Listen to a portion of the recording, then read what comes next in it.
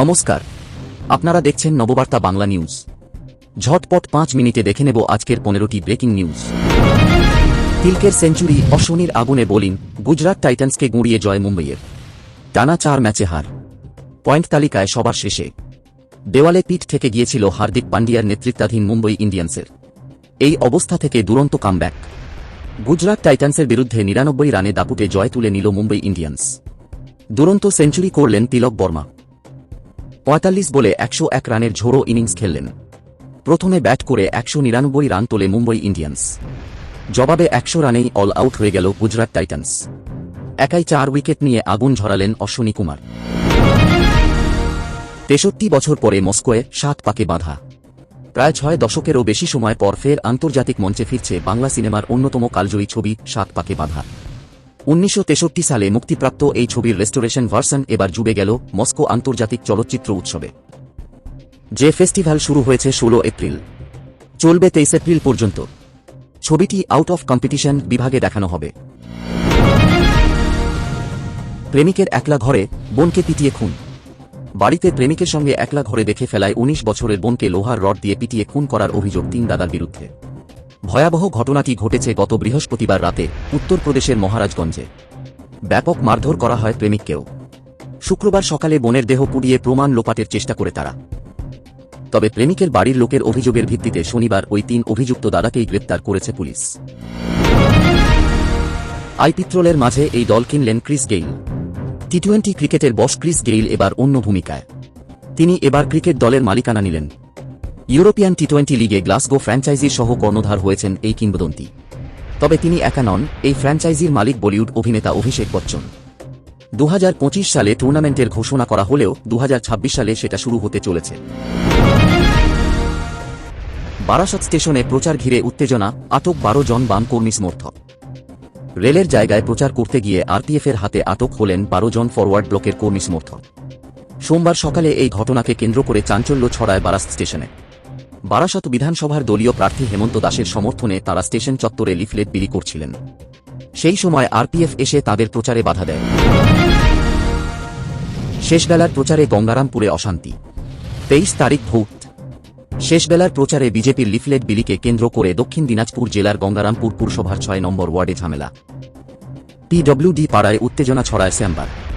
ঘটনাকে ঘিরে বিজেপি ও তৃণমূল কংগ্রেসের মধ্যে কথা কাটাকাটি শুরু হয় বলে অভিযোগ।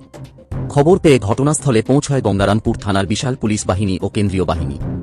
পুলিশ প্রশাসনের হস্তক্ষেপে স্বাভাবিক হয় পরিস্থিতি। নজর কাড়ছেন আইপিএলে জাতীয় দলে কামব্যাকের সুযোগ কাদের সামনে। বহু তারকা ক্রিকেটারকে জাতীয় দলে কামব্যাকের সুযোগ করে দিয়েছে আইপিএল। চলতি মৌসুমেও নজর কেড়েছেন একাধিক অভিজ্ঞ ক্রিকেটার।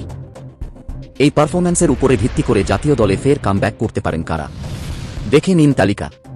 শ্রেয়স আইয়ার, মোহাম্মদ শামি, ক্রুনাল পান্ডিয়া, প্রসিদ্ধ কৃষ্ণ, ভুবনেশ্বর কুমার। মোদির উদ্বোধনের আগেই তেল শোধনাগারে ভয়াবহ আগুন। মঙ্গলবার প্রধানমন্ত্রী নরেন্দ্র মোদির উদ্বোধনের কথা ছিল।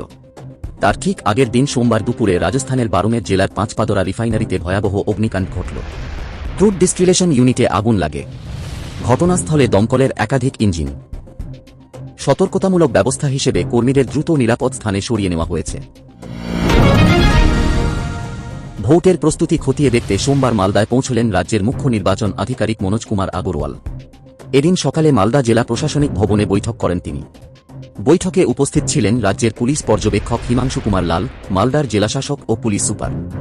বৈঠক শেষে মনোজ কুমার জানান, প্রতিটি পোলিং বুথের 100 মিটারের মধ্যে শুধুমাত্র কেন্দ্রীয় বাহিনী মোতায়েন থাকবে। ভোটের আবহে ঝাড়গ্রাম শহরে হাতির দাপাদাপি। সোমবার শহরে ঢুকে পড়ে একটি শাবক সহ 3টি হাতি, ভাঙে পাঁচিল এবং বাড়ির দরজা। বন দপ্তর ও স্থানীয় সূত্রে জানা গিয়েছে, খাবারের সন্ধানে তারা কুশবনী জঙ্গল থেকে বান্দা এলাকায় ঢুকে পড়ে। তবে খাবার না পেয়ে হাতিগুলি বান্দার কদমকানন রেল গেটের পাশের রাস্তা দিয়ে ডিয়ার পার্ক জঙ্গলের দিকে চলে যায়। ঘটনায় আতঙ্ক ছড়িয়েছে এলাকায়। আর মাত্র 2 দিন পরেই 2026 বিধানসভা নির্বাচনের প্রথম দফার ভোট। সুষ্ঠু ও অবাধ নির্বাচন নিশ্চিত করতে বাঁকুড়ায় 193 কোম্পানি কেন্দ্রীয় বাহিনী মোতায়েনের সিদ্ধান্ত নিয়েছে নির্বাচন কমিশন। ইতিমধ্যেই সেখানে বিশেষ ট্রেনে বাঁকুড়া এসে পৌঁছেছে জওয়ানরা। জওয়ানদের পাঠানো হচ্ছে বিভিন্ন থানায়।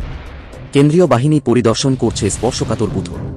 কেন্দ্রীয় বাহিনীর উপস্থিতিতে শান্তিপূর্ণ ভোটের আশা স্থানীয়দের।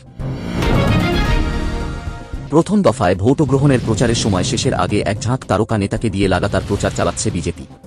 20 এপ্রিল সোমবার বীরভূমের সাঁইথিয়া থেকে পশ্চিম মেদিনীপুর এবং মুর্শিদাবাদ, কোথাও রাজনাথ সিং, কোথাও জেপি নাড্ডা, কোথাও আবার যোগী আদিত্যনাথ ঝোড়ো প্রচার চালালেন।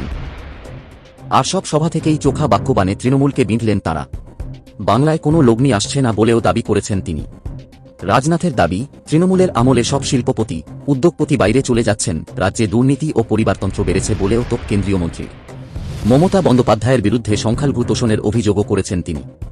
অন্যদিকে সভা থেকে যোগী আদিত্যনাথের বার্তা, 15 বছর খেলা হলো, খেলা এবার বন্ধ হবে, বিকাশের খেলা শুরু হবে। এদিনই জেপি নাড্ডাও সভা করেছেন মুর্শিদাবাদে। প্রথম দফার ভোটের আগে দীঘা ঘুরতে যাওয়ার ইচ্ছা থাকলে সে ঘুরে বালি।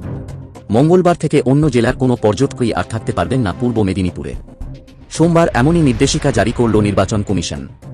ভোটের সময়ে বহিরাগতদের আনাগোনা ঠেকাতেই এই সিদ্ধান্ত বলে মনে করছেন ওয়াকিবহাল মহলের একাংশ। এই ছিল আজকের বিশেষ সংবাদ। আরও নিত্য নতুন খবরের আপডেটের জন্য আমাদের সঙ্গেই থাকুন।